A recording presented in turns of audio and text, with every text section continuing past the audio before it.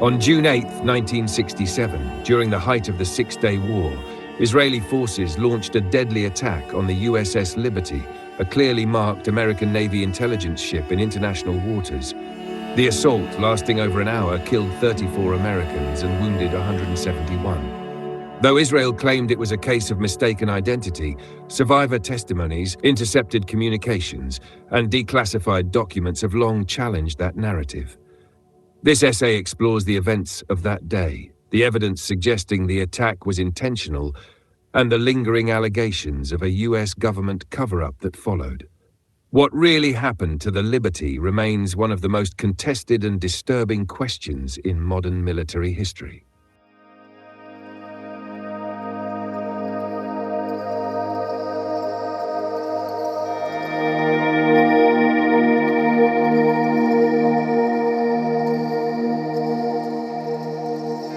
On June 8, 1967, during the Six-Day War, Israeli air and naval forces attacked the USS Liberty, a United States Navy signals intelligence ship, in international waters off the Sinai Peninsula. The sudden assault by fighter jets and torpedo boats lasted over an hour, killing 34 American sailors and wounding 171.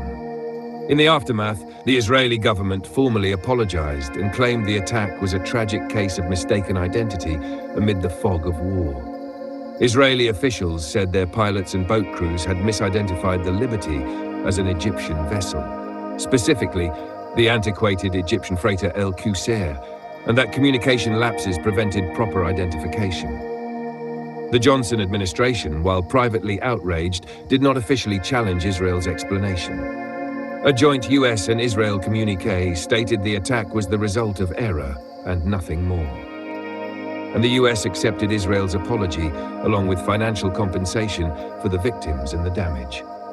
Israel's own military inquiries at the time, the Ramron fact-finding inquiry and the subsequent Yerushalmi judicial investigation, upheld the mistaken identity narrative and cleared Israeli personnel of intentional misconduct, apart from noting various operational errors. The US Navy's Court of Inquiry likewise stopped short of assigning blame or motive, concluding there was not enough information to determine why the attack occurred. Officially, both governments treated the incident as a tragic wartime accident. Israeli spokespersons have long maintained that their forces truly believed they were firing on an enemy ship and regretted the error. However, from the very beginning, many American officials and observers harbored doubts about the official story. The sheer scale and duration of the assault, a coordinated air and sea attack on a clearly marked vessel in calm weather, struck many as incompatible with a mere accident. Decades later, the Washington Post would describe the Liberty incident as one of the most bloody and bizarre peacetime encounters in US naval history. Over the years, numerous US military, intelligence, and diplomatic figures, including senior members of the 1967 Johnson administration, quietly voiced the belief that the attack was no accident. This deepening controversy has given rise to an alternate theory, that the Israeli attack on the Liberty was intentional, and that both governments covered up the truth. In this video, we'll break down the theory in detail, looking at survivor testimonies, declassified evidence, and the possible motives behind a deliberate attack.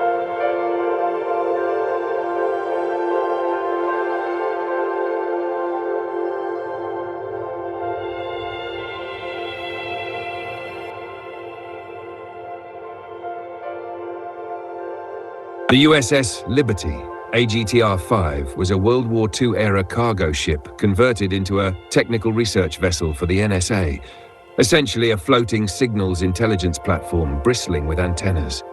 In late May 1967, as the Arab-Israeli War erupted, the Liberty was dispatched to collect electronic intelligence off Egypt's coast, with strict orders not to intercept Israeli communications. By the morning of June 8th, the fourth day of the war, the Liberty was sailing in international waters near the Sinai Peninsula, roughly 14 miles off the coast of El Arish. That morning, Israeli reconnaissance aircraft repeatedly circled the ship. Crew members recalled that some planes flew low and slow enough for sailors on deck to wave to the pilots, who allegedly waved back. The Liberty, a large grey vessel with a distinctive antenna array and hull markings, was flying a bright American flag. A new 7 feet by 13 feet stars and stripes had been raised to ensure visibility, and had its US Navy designation GTR-5 painted on both the bow and stern. In fact, an Israeli observer during a morning overflight reported the hull letters GTR-5 back to headquarters at 6:05 a.m., correctly identifying the ship as the Liberty. Multiple intelligence sources later confirmed that Israeli forces were well aware of the Liberty's presence prior to the attack.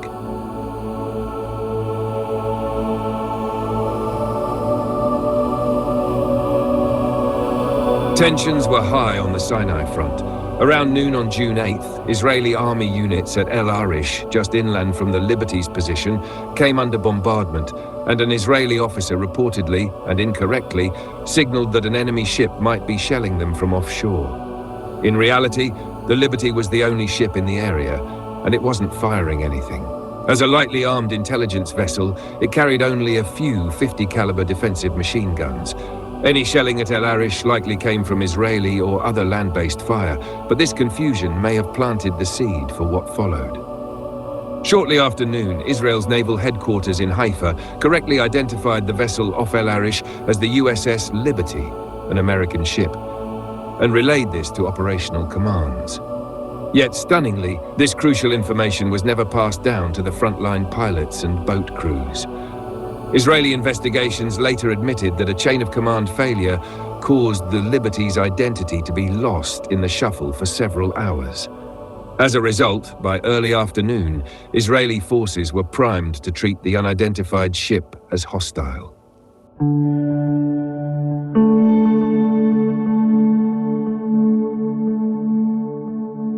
At approximately 2 p.m. local time, 1400 IDT, 1200 GMT, without warning, Israeli fighter jets swooped in on the Liberty.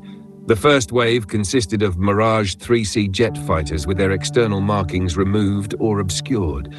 They struck with rockets, 30mm cannons, and even napalm. In the opening strafing run, Israeli fire tore into the ship, destroying the Liberty's small defensive gun mounts and wrecking many of its 45 antennas used for communications. The bridge and decks were hit brutally.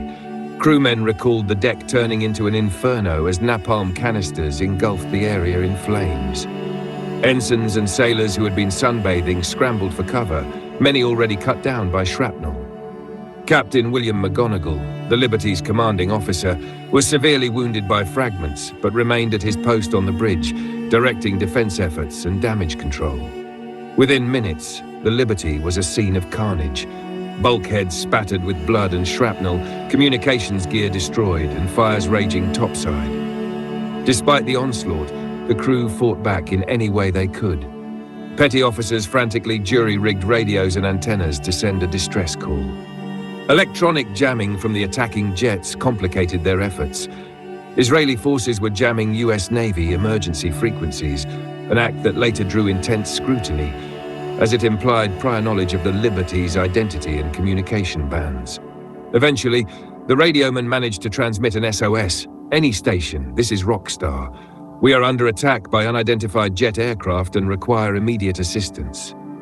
At 2:09 p.m., the USS Saratoga, an aircraft carrier 500 miles away, acknowledged the distress call and began preparing to launch fighter support.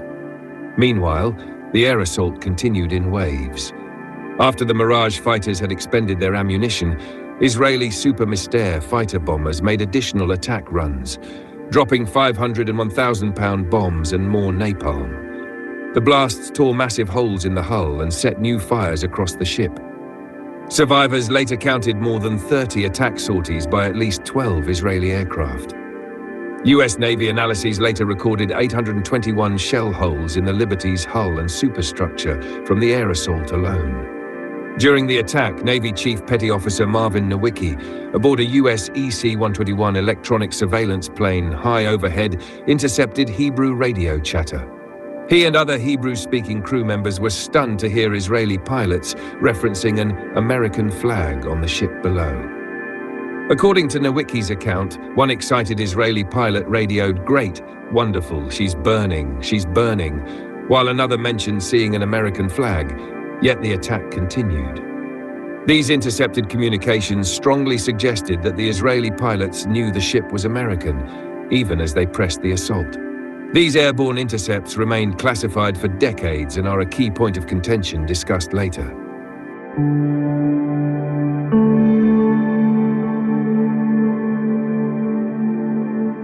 As the airstrikes finally relented around 3 p.m., the Liberty's crew had barely any time to regroup. Within minutes, a new threat appeared. 3 Israeli motor torpedo boats sped toward the stricken ship, closing in at over 30 knots. The boats opened fire with cannons and machine guns even before launching torpedoes. Captain McGonigal, bleeding from his wounds, realized the Liberty, now slowed and barely maneuverable, was a sitting duck. He ordered evasive course changes, and the crew desperately returned fire with the one remaining operable machine gun, trying to signal they were friendly. Sailor Russell David repeatedly flashed a large signal lamp toward the boats, blinking out, "USS Liberty, U.S. Navy ship," as a final plea for recognition. There was no response, only continued fire. David was cut down by an Israeli burst, and the signal lamp went dark. At 3:15 p.m., the torpedo boats launched a spread of torpedoes. Most missed, one passed close astern, and 2 others bracketed the ship harmlessly. But one found its mark. A torpedo slammed into the Liberty's starboard side, directly hitting the compartment housing the NSA technicians. It blasted a 40-foot hole in the hull, instantly killing 25 American crewmen. The ship violently heeled over from the explosion, began flooding, and lost power. As the Liberty went dead in the water, the torpedo boats closed to point-blank range and began strafing the decks, targeting sailors who were fighting fires or tending to the wounded. Crew members carrying stretchers were hit by machine gun fire. According to survivors, Israeli gunboats even fired on the Liberty's life rafts. Men on deck watched in disbelief as the attackers shot up the few rafts the crew had managed to lower into the water. This was a blatant violation of international law, attacking personnel abandoning ship. To the Americans, it was a chilling message. The attackers intended to leave no survivors. They didn't want anyone to live to tell the story, recalled Lieutenant Lloyd Painter, who witnessed the gunboats raking the empty rafts with gunfire. By about 4:05 p.m., over an hour into the assault, the Liberty was a burning, crippled hulk and appeared to be on the verge of sinking. Many crew members were dead or gravely wounded, communications were largely disabled, and the ship's defensive capabilities were gone. But the distress call had gotten through, and US aircraft were finally unrolled from the 6th Fleet. It appears that only then did Israeli forces break off the attack. At approximately 4:30 p.m., Israeli commanders later claimed the torpedo boats received word from higher headquarters that the target might be an American vessel, and they were ordered to disengage. The attack abruptly ended after roughly 75 minutes of continuous violence. The boats lingered nearby, and about an hour later, one approached waving a flag of truce. Via signal lamp, it asked in English, "Do you need help?" Exhausted and enraged, the Liberty's crew sent a curt reply refusing assistance. By then, 34 Americans were dead or dying, and 171 were injured. Over 2/3 of the crew were casualties.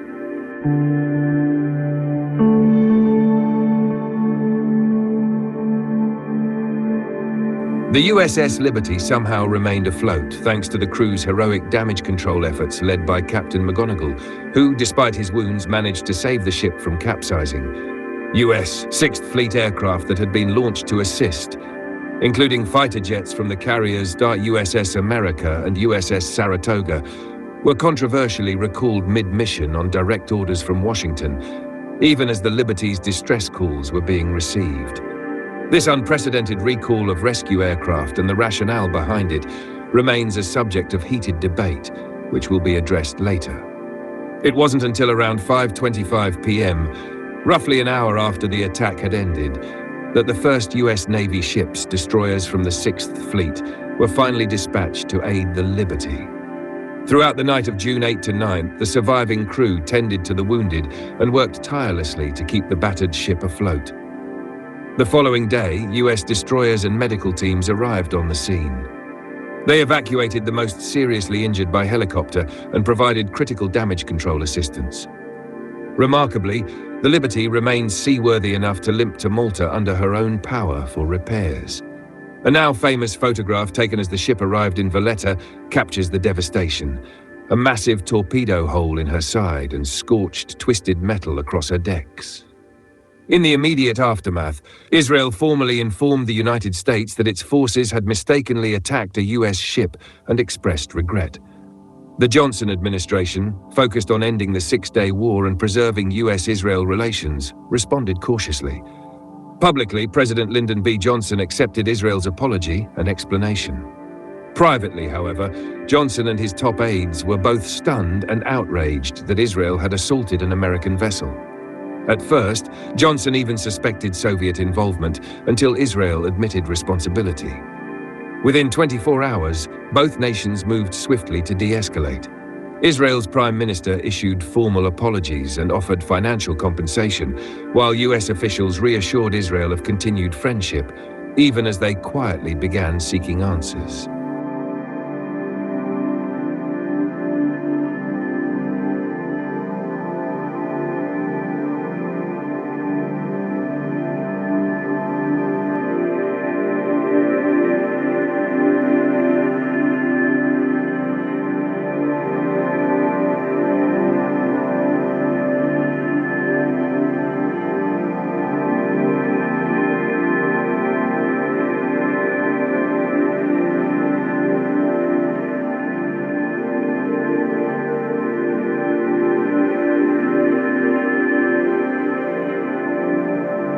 Crew members insist the ship was easily recognizable as American. The Liberty was a unique vessel, a World War II-era Victory-class ship equipped with dozens of antennas, and it was flying a large US flag in perfect visibility.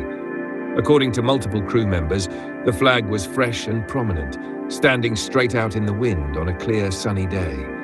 When the first flag was shredded by gunfire, sailors raised an even larger stars and stripes while under fire. The ship's identifier, GTR-5, was painted in 4-foot-high letters on both the bow and stern. As Lieutenant Commander Dave Lewis, the Liberty's intelligence officer, later put it, no trained individual could be that inept as to mistake the Liberty for a small Egyptian freighter. In fact, a declassified NSA report noted, every official interview of numerous Liberty crewmen gave consistent evidence that indeed the Liberty was flying an American flag, and weather conditions were ideal to ensure its easy observance. To the crew, the idea that Israeli pilots and boat captains failed to see the flag or read the hull number strains credulity, especially given the multiple close-range reconnaissance passes that morning. Several sailors recall actually seeing Israeli pilots looking directly at them. The jets were that close. As Captain McGonigal himself remarked, the Liberty was probably the most easily identifiable ship in the US Navy in 1967 due to its distinctive antenna array and unusual profile.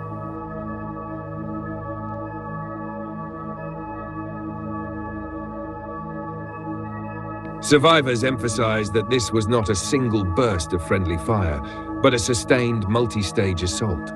The ship endured high-intensity bombardment from fighter jets and motor torpedo boats for approximately 75 minutes. The attackers systematically targeted the Liberty's communications antennas and bridge to silence it, then returned to strafe crewmen on deck. The deliberate jamming of United States emergency radio channels was noticed by the crew almost immediately. A loud buzzsaw noise blanketed the distress frequencies, only lifting briefly when the attacking aircraft shifted tactics. Those few unjammed moments were when the Liberty managed to transmit an SOS. To the crew, this electronic interference indicated that the attackers knew exactly which frequencies a United States Navy ship would use, suggesting prior knowledge of their target. The use of unmarked fighter jets in the first wave was another major red flag. Survivors noted that the initial Mirage aircraft bore no identifying insignia, which they interpreted as a deliberate attempt to conceal the attacker's nationality, suggesting calculated premeditation, not split-second battlefield confusion. The onslaught continued even after the large American flag was raised for the second time and was clearly visible. Fireman Russell Pickett, who was manning damage control, recalled seeing the stars and stripes flying as the torpedo boats closed in. There was no question it was an American ship. Yet, the shelling did not stop.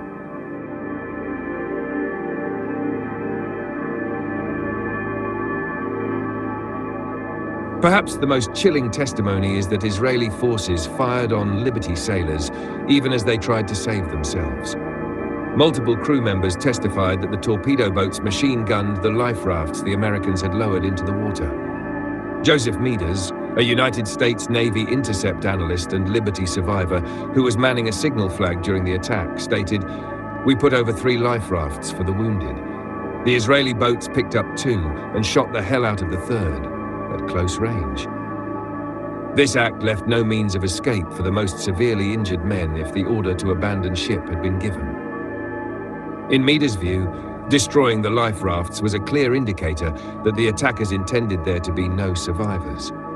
Likewise, other crew members reported that Israeli boats strafed sailors who were stretcher bearers and firefighters on deck. Such actions go far beyond mistaken identity. They suggest an intent to eliminate both the ship and its crew. Admiral Thomas Maurer, former chairman of the Joint Chiefs of Staff, characterized it bluntly as a deliberate attempt to destroy an American ship and kill her entire crew. The ferocity of the assault, including the use of napalm, jellied gasoline to set the ship ablaze, struck survivors as grossly excessive if the goal had been merely to disable a misidentified vessel. As Secretary of State Dean Rusk later observed, the Liberty was attacked with a level of sustained intensity that precluded an assault by accident or some trigger-happy local commander.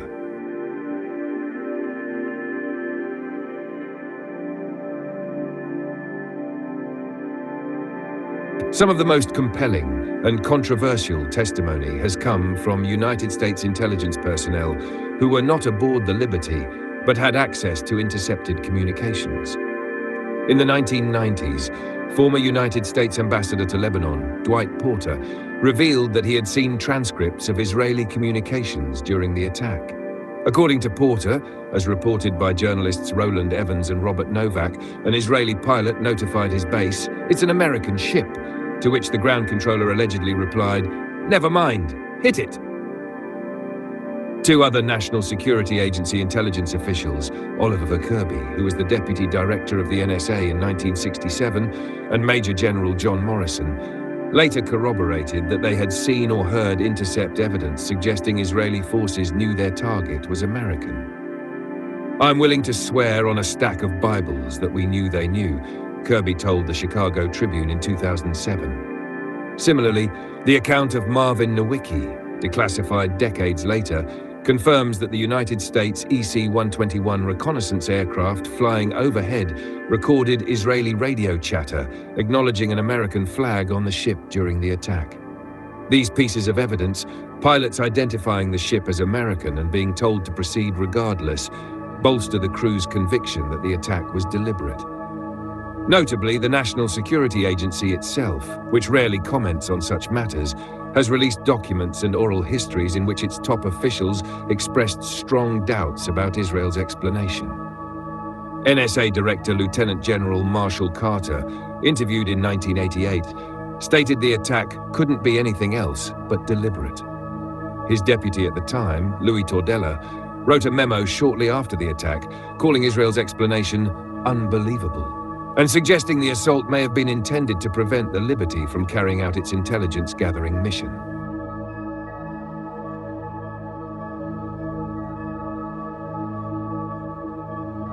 Another aspect that continues to trouble survivors is how the incident was handled in its aftermath.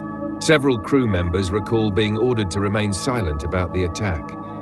United States Navy officers warned them that they could face court-martial, or worse, if they spoke to the press or even to their own families about what had happened.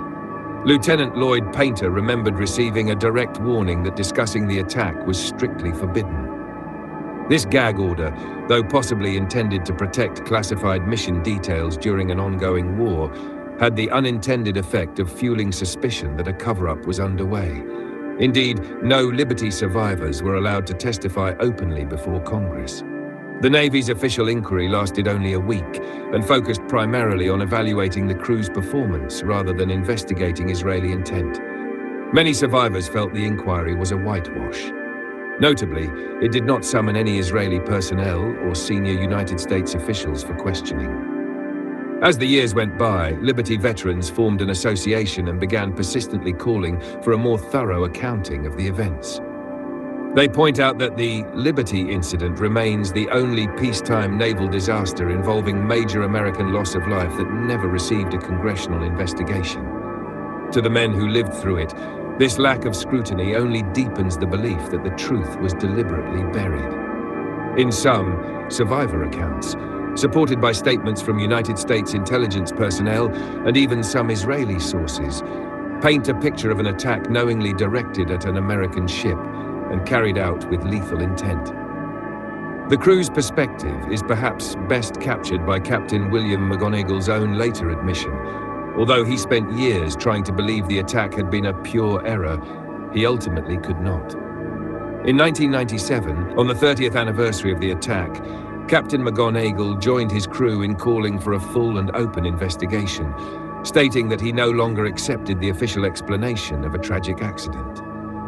Their question remains: if it was truly a mistake, why did the attack continue for over an hour despite all the visible identifying markers?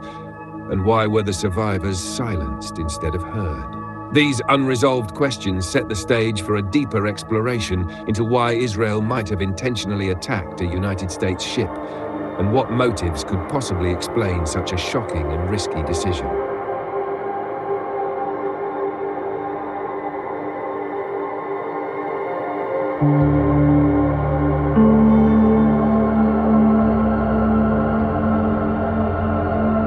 If the USS Liberty was indeed deliberately attacked with full knowledge of its American identity, why would Israel take such a drastic action against a vessel belonging to its closest ally?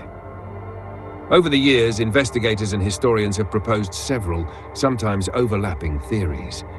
These explanations generally fall into a few main categories, all centered around Israel's strategic objectives during the Six-Day War and the Liberty's unique role as an intelligence-gathering platform.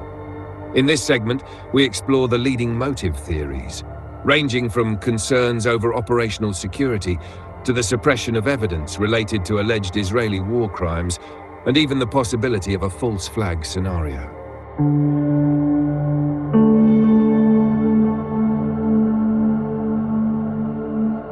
One chilling possibility is that Israel attacked the USS Liberty to prevent the discovery or transmission of evidence related to war crimes. June 8, 1967, the day of the attack, coincided with reported massacres of Egyptian prisoners of war by Israeli forces in the Sinai Peninsula.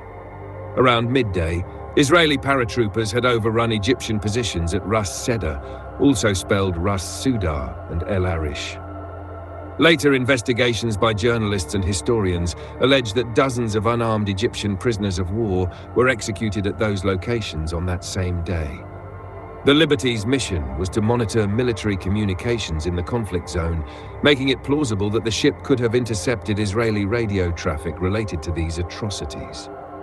Author James Bamford notes that by June 8th, Israeli forces in the Sinai were sweeping through the region and massacres were taking place, something Israeli commanders would have wanted to keep off the record. Bamford argues that Israel had launched the Six-Day War under a curtain of lies, including misinformation about the threat level and who fired first, and that the Liberty, described as an enormous spy factory, posed a threat to that narrative by potentially exposing inconvenient truths. Within this context, one motive for eliminating the Liberty would have been to prevent the United States from learning about or later proving Israeli misconduct. The killing of prisoners of war could have damaged Israel's global reputation and triggered serious international repercussions.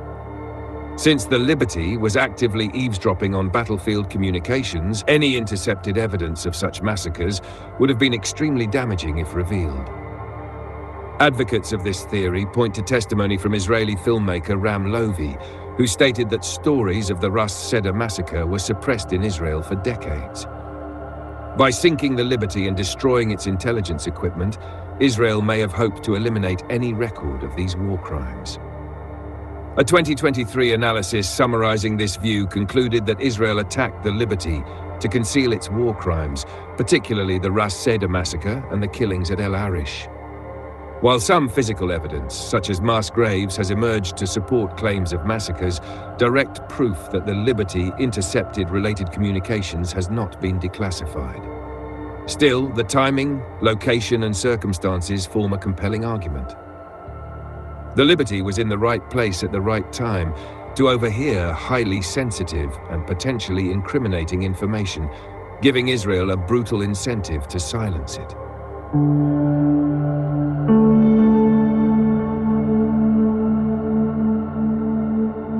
Closely related to the previous theory, but broader in scope, is the idea that Israel feared the USS Liberty's surveillance capabilities would compromise its military plans and diplomatic messaging. By the fourth day of the war, Israel was preparing for critical operations, including a controversial push into Syria's Golan Heights, which began on June 9th. At the same time, Israeli leaders were actively shaping the international narrative, downplaying any aggressive intentions or territorial ambitions. The Liberty, equipped with state-of-the-art signal intelligence gear, had the capability to intercept Israeli military communications that might have contradicted the public messaging or the understanding of key allies, including the United States. A frequently cited concern is that the Liberty could have overheard Israel's plans to seize the Golan Heights at a moment when both the United States and the Soviet Union were working toward a ceasefire. Former Central Intelligence Agency Director Richard Helms later suggested that the attack on the Liberty may have been intended to prevent the United States from knowing what was going on in real time. Helms observed that many in Washington found it hard to believe the assault was a mistake, given how much sensitive information Israel stood to protect. President Lyndon B. Johnson himself reportedly believed the attack was deliberate. According to Britannica, Johnson privately told a Newsweek reporter that he suspected Israel wanted to prevent the Liberty from eavesdropping on Israeli transmissions.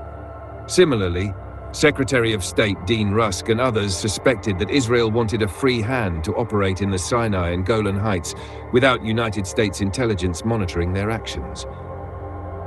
By disabling the Liberty, Israel ensured that its operations, whether the ongoing mop-up of Egyptian forces, the potential mistreatment of prisoners of war, or the upcoming offensive into Syria, could proceed without American surveillance or reporting to Washington or the United Nations.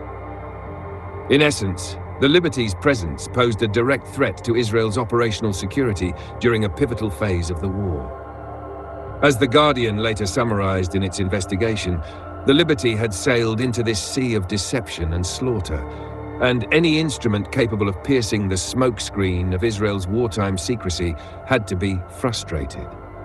Destroying the ship would certainly accomplish that goal.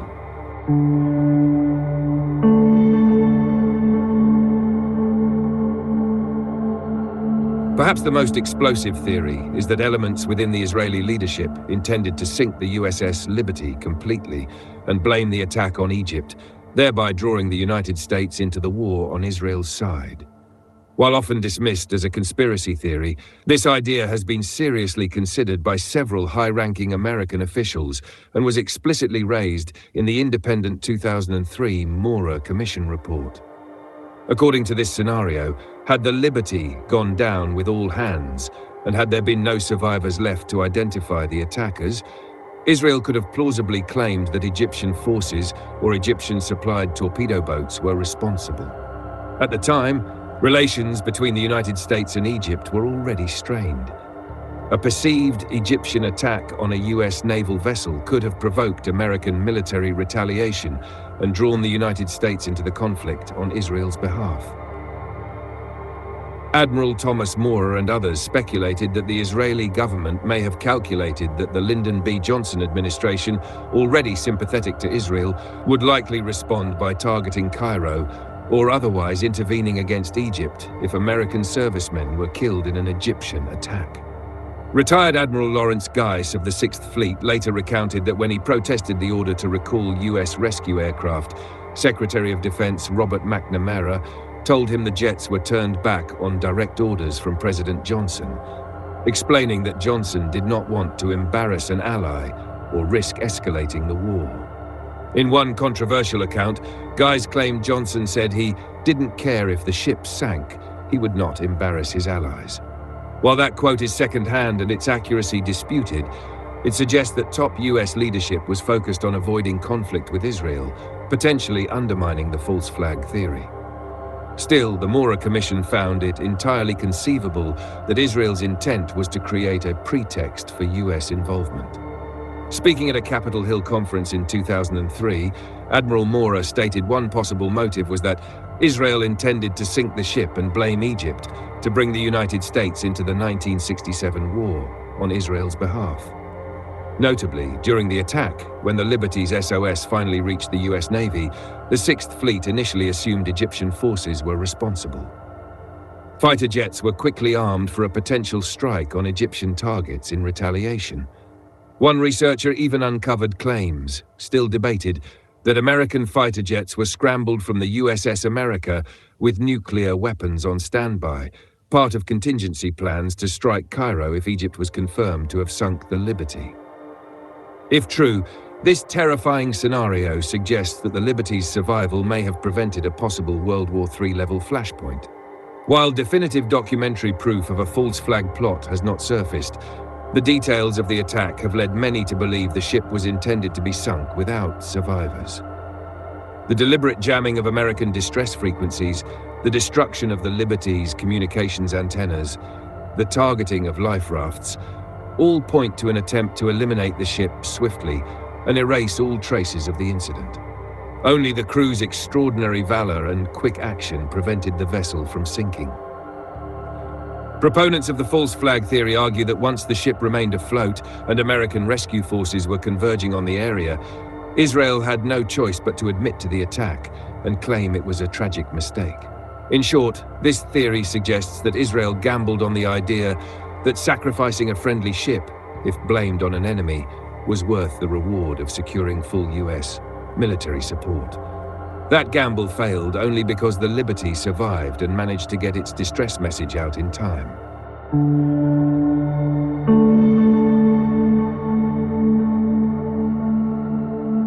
Several additional motive theories have been proposed in books, interviews, and official reflections over the years. One is that Israel suspected the USS Liberty of spying not just on Egypt, but on Israel itself for the Soviet Union. The Cold War context is critical. At the time of the Six-Day War, the United States was officially neutral, and Israel was not yet the close ally it would later become. In 1967, France, not the United States, was Israel's primary military supplier. Some Israeli officials reportedly feared that sensitive intelligence gathered by the Liberty could be passed to the Soviet Union or the United Nations, potentially pressuring Israel into a ceasefire before achieving its strategic goals. In this light, disabling the Liberty could be viewed as a harsh but effective way to control the timing and narrative of the war. Another theory centers on the idea of local initiative, that an Israeli field commander, perhaps at naval headquarters or within the torpedo boat flotilla, recognized the ship as American but attacked anyway, driven by extreme paranoia or rigid security concerns. Under this interpretation, someone in the chain of command acted recklessly or even vengefully, possibly reacting to US diplomatic pressure earlier that week. The Israeli government may have then covered for the misstep. This aligns with the uneasy speculation of Clark Clifford, a key advisor to President Lyndon B. Johnson, who said, somewhere along the chain of command, something had gone terribly wrong, and then had been covered up. Clifford stopped short of blaming Israel's top leadership, but admitted, I do not know to this day at what level the attack on the Liberty was authorized, suggesting it was authorized at some level of command. Finally, a simpler but sobering theory cannot be dismissed. Human error followed by panic, and then a deliberate effort to cover it up. According to this view, Israeli forces may have initially misidentified the ship due to the fog of war, miscommunication, or high stress. But once they realized the vessel was American, they chose to press the attack in an attempt to sink it and eliminate any evidence of their mistake. In essence, the initial error became intentional in its continuation, a decision to double down rather than admit fault. This theory represents a nuanced twist on the concept of a deliberate attack. It may not have started that way, but it ended that way. Supporters of Israel's account continue to maintain that the ship's identity was not confirmed until the attack was over. However, as former National Security Agency Director Bobby Ray Inman told Al Jazeera, the top Israeli commanders knew exactly what they were doing when they attacked the Liberty, suggesting that the post-attack diplomacy was simply a case of both governments trying to move past a deeply damaging incident. In summary, the various theories surrounding Israel's possible motives all revolve around one central idea. The USS Liberty, with its powerful surveillance capabilities, was seen as a threat to Israeli objectives on June 8, 1967. Whether to hide wartime atrocities such as the execution of prisoners of war, to prevent American intelligence from interfering in ongoing military operations, or even to provoke US intervention against Egypt, each theory assumes that Israel wanted to control the flow of information at a critical moment. Even some US officials who rejected the most extreme theories still acknowledged Israel's strong incentive to neutralize the Liberty. Former Secretary of State Dean Rusk wrote, "The Liberty's presence and function were well known to Israel's leaders. They concluded that nothing they might do would offend the Americans to the point of reprisal." In Rusk's blunt assessment, American leaders did not have the courage to punish Israel for the blatant murder of American citizens, which, in his view, emboldened Israel to believe it could act with impunity. This leads us to the next chapter: how the United States government and military responded or failed to respond, and the enduring allegations of a cover-up that followed.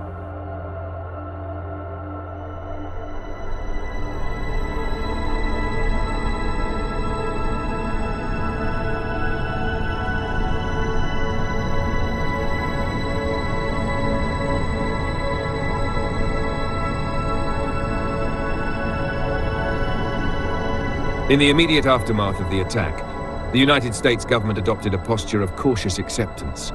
President Lyndon B. Johnson, intent on maintaining stability during the ongoing Middle East conflict and avoiding a rupture in US-Israel relations, publicly affirmed that Israel's apology and explanation were accepted.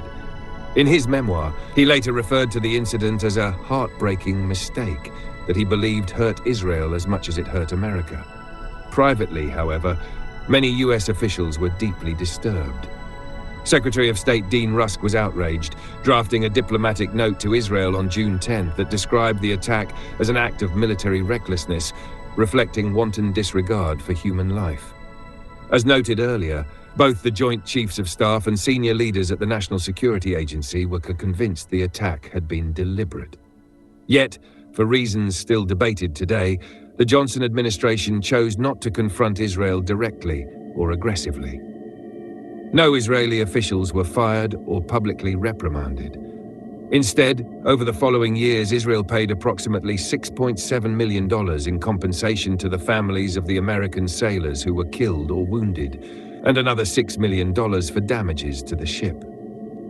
Johnson's primary focus remained on ending the Six-Day War and avoiding a dangerous escalation with the Soviet Union. Behind closed doors, he expressed concerns about political fallout. He reportedly told aides that pressing the issue would hurt him politically, particularly with regard to domestic support and America's broader Cold War positioning. In a revealing phone call with a senator after the incident, Johnson admitted, "I get nervous when I think how this will play out with the Jewish community," highlighting the political calculations involved in choosing not to pursue the matter more forcefully. This aligns with the account of Captain Ward Boston, who recalled that Johnson feared alienating pro-Israel voters.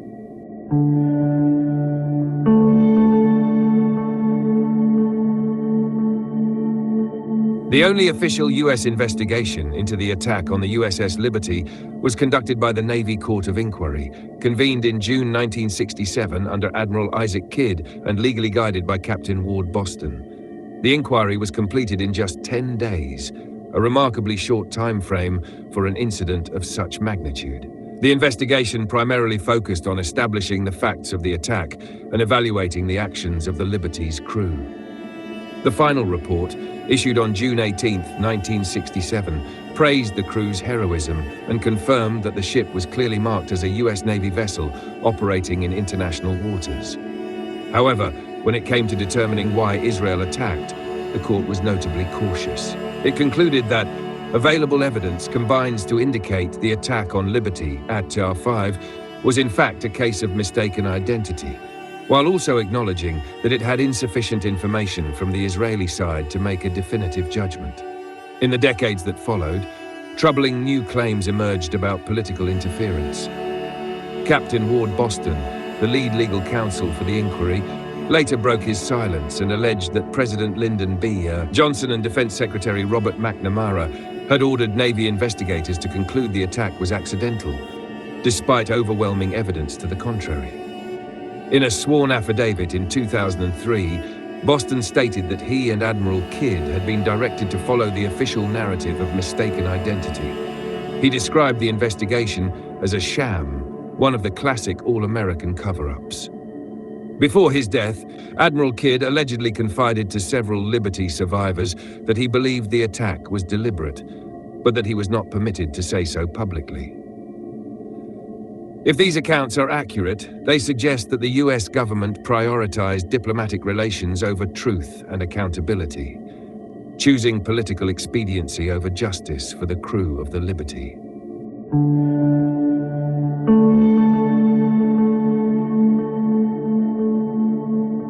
One of the most striking aspects of the Liberty case is the absence of any open congressional hearings. In most situations where dozens of US servicemen are killed, such an attack would trigger significant congressional investigation. But in this case, aside from a brief exchange during a Foreign Relations Committee hearing, where a few senators asked questions but received limited answers, Congress never launched a dedicated probe. Survivors and sympathetic lawmakers have made multiple attempts over the years to push for an investigation, but those efforts were repeatedly blocked. Many of the Liberty crew believe this resistance was due to political pressure from pro-Israel lobbying groups or a general unwillingness to reopen a diplomatically sensitive issue. It wasn't until 2003, 36 years after the attack, that any group resembling a commission of inquiry took a serious, independent look at the facts. This privately organized panel was led by Admiral Thomas Maurer, the former chairman of the Joint Chiefs of Staff. The Maurer Commission also included General Raymond Davis, U.S. Marine Corps, Rear Admiral Merlin Starring, former Judge Advocate General of the Navy, and Ambassador James Akins, each a respected figure in their field. In October 2003, the Commission released a damning report based on declassified documents and first-hand witness accounts. Their key findings included: Israel had conducted extensive surveillance on the Liberty and knew, or should have known, it was an American vessel before attacking. B. The nature of the attack, using unmarked aircraft, jamming US frequencies, and targeting life rafts, was so precise and coordinated that it constituted an act of war and could not have been a case of mistaken identity. C. The United States government deliberately covered up the facts, recalling rescue flights and ordering the crew to remain silent to avoid confronting Israel. D. No independent or thorough investigation had ever been conducted in the United States, largely due to the influence of Israel's powerful supporters. The Commission went so far as to state that the White House's decision to recall Navy fighter jets, while the Liberty was still under fire, was an act of dereliction unprecedented in US naval history. Despite the credibility of the panel and Admiral Maurer's distinguished status, Congress did not respond. Critics of the official narrative point to this continued silence as further evidence of political pressure and fear of controversy. By the 1970s, the US-Israel relationship had grown much closer, and the Liberty incident had become, in the eyes of many, too politically sensitive to revisit.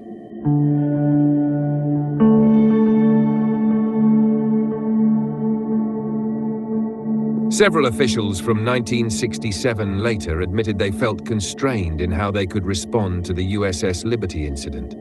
Former Secretary of State Dean Rusk, once out of office, wrote bluntly, "I was never satisfied with the Israeli explanation. I didn't believe them then, and I don't believe them to this day." The attack was outrageous. At the time, however, Rusk's desire for a strong response was overruled. While he noted that the US diplomatically rejected Israel's explanation behind closed doors, the matter was quietly dropped in public. On the military side, Admiral Thomas Maurer described the attack in 1997 as premeditated murder and questioned why the US government would put Israel's interests ahead of our own. His implication was that political loyalty to Israel outweighed justice for the fallen Americans. Even President Johnson's press secretary, George Christian, later admitted, no one in the White House believed that the attack was an accident. So why the silence? Most agree it came down to political calculation. In June 1967, the US was neck-deep in the Vietnam War and dependent on domestic political support, including from pro-Israel constituencies. Johnson had long-standing ties with Israel and likely saw a public confrontation as politically and strategically risky. According to Captain Ward Boston, the Navy court's findings were classified and shaped to match the official mistaken identity line, under direct orders from President Johnson and Defense Secretary McNamara. Johnson reportedly feared that pursuing the truth might damage US-Israel relations and his own political base. Clark Clifford, who was tasked with conducting an independent review, was also known for his strong pro-Israel stance. His findings remained partly classified, but no action beyond reparations was taken. From the perspective of the surviving crew and their supporters, this amounted to a betrayal. They argue that never before had the US buried the killing of its servicemen so thoroughly. In most friendly fire cases, even with allies, hearings are held and accountability pursued. But with the Liberty, 34 Americans were killed in broad daylight by a close partner, and the incident virtually disappeared from public discourse for decades. Veterans describe the aftermath as a cover-up, a whitewash, and say they were abandoned by our own government. Key documents remained classified for decades, including NSA intercepts and full Navy inquiry transcripts, fueling suspicions of a deeper truth. Some of those later released records confirmed that the Liberty had been identified as an American vessel hours before the attack, something never publicly admitted in 1967. In 2017, marking the 50th anniversary, a group of Navy veterans issued a public letter stating, "After 50 years, the National Security Agency will not release its confidential details. If the Israeli narrative were true, no one would object to transparency." That sentiment reflects how the enduring secrecy has, for many, become evidence of guilt in itself. Supporters of the official response argue that moving on helped preserve the US-Israel alliance, which would later play a vital role in Cold War strategy. Some historians even speculate that Johnson may have extracted secret concessions from Israel, such as a non-proliferation pledge or military restraint, in exchange for sweeping the incident under the rug. While there's no hard evidence of that, it remains part of the law that Johnson managed the fallout behind closed doors and simply never looked back. In summary, the US response to the Liberty attack was marked by silence, secrecy, and a striking lack of accountability. While some see that as diplomatic pragmatism, others view it as a grave injustice. As the Maurer Commission concluded, Israel's powerful supporters helped ensure the attack was never properly investigated. Whether that amounts to scandal or strategy depends largely on how one interprets the evidence of intent.